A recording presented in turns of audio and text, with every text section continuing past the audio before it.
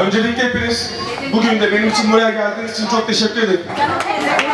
Askerliğimin nereye çıktığını az çok hepiniz biliyorsunuzdur. Hepinizin verdiği tepkileri de ben az çok biliyorum. Fakat şöyle bir husus var. Bizler Türk'üz. Bizler Türk doğarız. Türk gezeriz. Ve her zaman Türk'üzdür. O yüzden Mustafa Kemal Atatürk'ün dediği gibi misak-ı milli sınırları içerisinde çizilen her yer vatan toprağıdır.